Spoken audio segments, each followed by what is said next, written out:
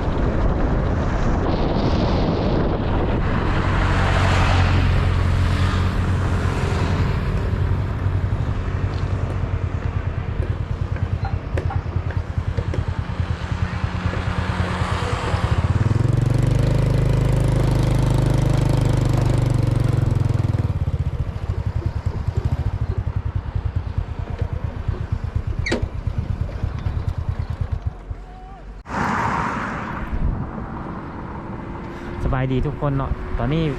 ศรีสุพรรณก็พาทุกคนขี่รถเข้ามาเส้นทางบ้านหลวงพ่อศรีเนาะทางอย่างทางนี้ศรีสุพรรณก็เคยขี่รถผ่านมาอยู่คลิปวิดีโอที่แล้วไปเนาะแต่ว่าศรีสุพรรณไม่ได้พาทุกคนไปแวะเบิ่งการก่อสร้างหรือว่าสถานีรถไฟธนาแร่งอยู่ทางหน้าเขานี่ก็เป็นสะพานเนี่ยทุกคนเป็นเส้นทางอาจจะเป็นเส้นทางรถไฟเนี่ยที่เพิ่นกำลังก่อสร้างอยู่ทุกคน เดี๋ยวเราขี่รถเข้าไปเบิ่งอีกกันต่อนะทุกคน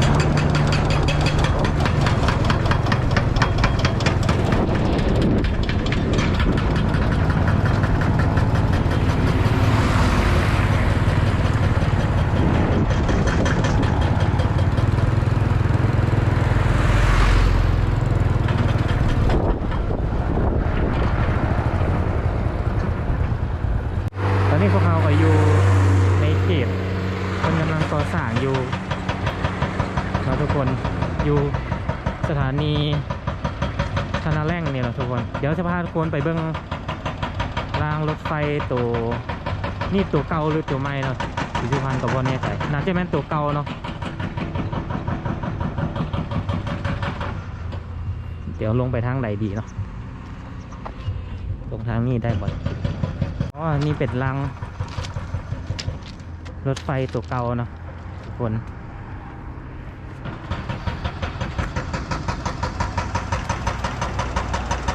ตัวนั้นจะเป็นเส้นทางมันกำลังก่อสร้างน่าจะแม่นเส้นทางตัวใหม่นะคนจีเฮ็ดเดี๋ยวขึ้นไปเบิ่งกันต่อนะทุกคน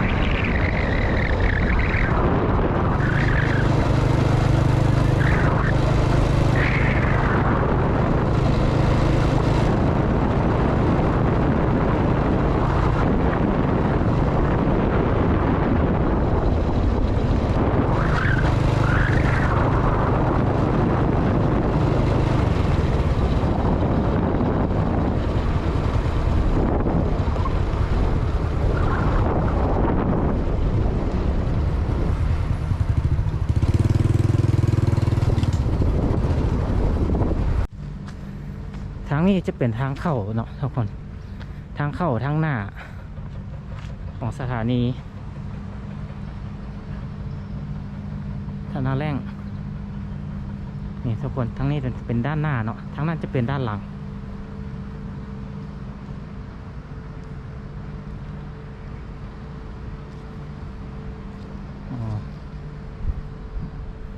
เดี๋ยวเข้าไปเบื้องป้ายน้ำกันนะโครงการก่อสร้างทางรถไฟขัวมิตรภาพไทยลาว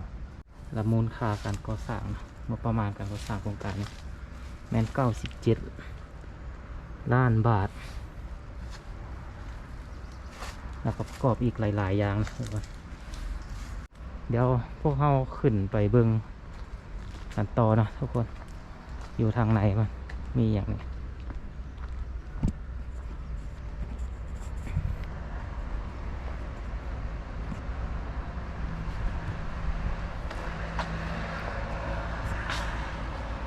เข้าไปเบิ่งทางในเนาะ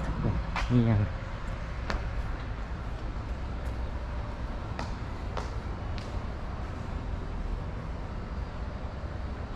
โอ้นี่เป็นท่านนะครับปวดคนเข้าเมือง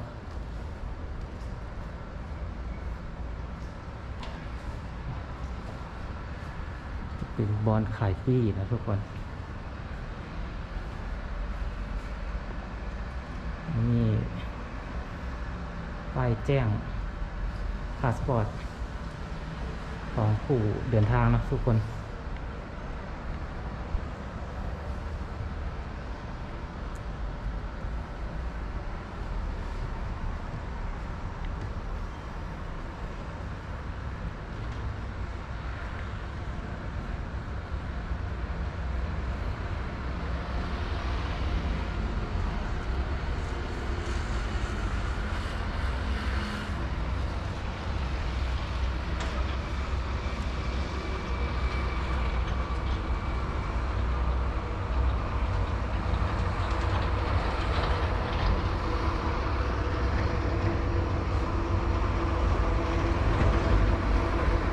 นี้จะเป็นรางเก่าแล้วทุกคน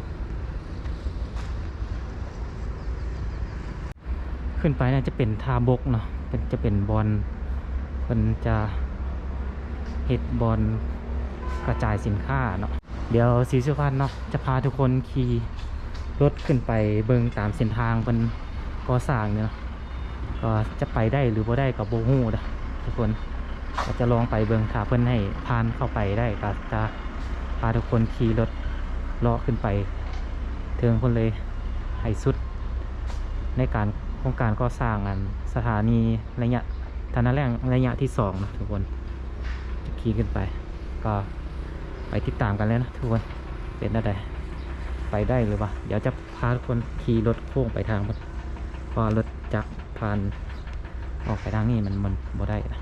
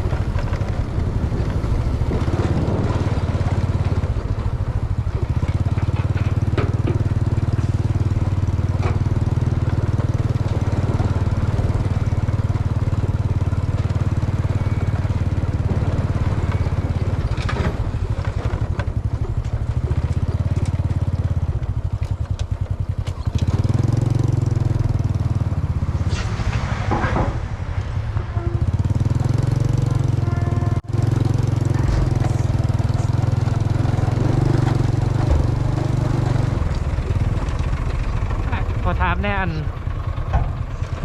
เขาเรียบขึ้นไปเส้นทางนี้ไปทางนี้ก็ได้วะ ไปทางหน้ามา ไปทางนั้นเหรอวะ ชื่อรถ ได้คือกันบ่อ๋อขอบใจนะได้อะไร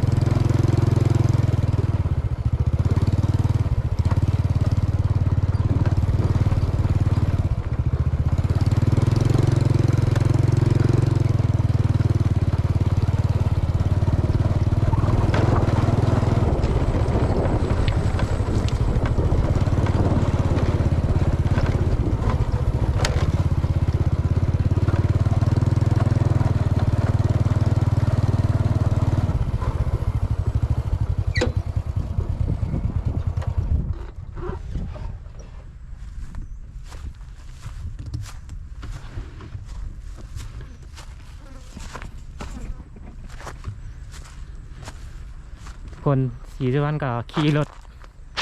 เลาะเลียบมาตามเส้นทางรถไฟกันนี่เนาะที่เพิ่นเฮ็ดใหม่นี่อยู่คนก็เป็นทาบกขี่บอลพวกเขาขี่รถ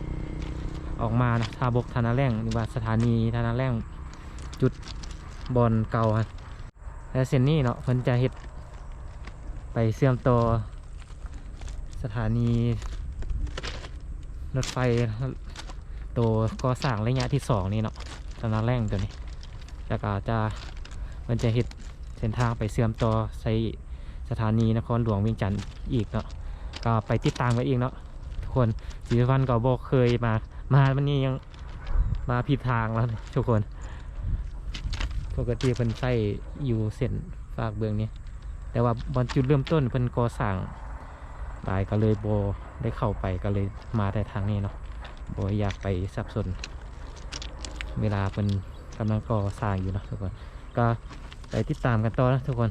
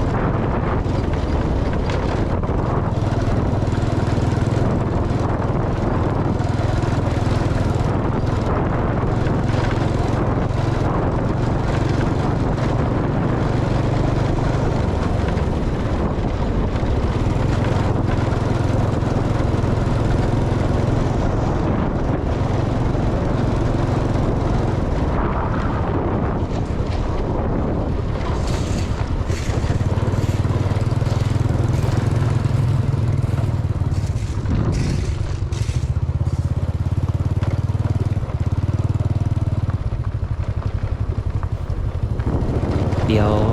ไปต่อ EP 2เด้อทุกท่านเพราะว่าวิดีโอนี้มีความยาวหลายเมื่อก่อนสิมันทำบ่ได้ก็เลยเฮ็ดเป็น2คลิป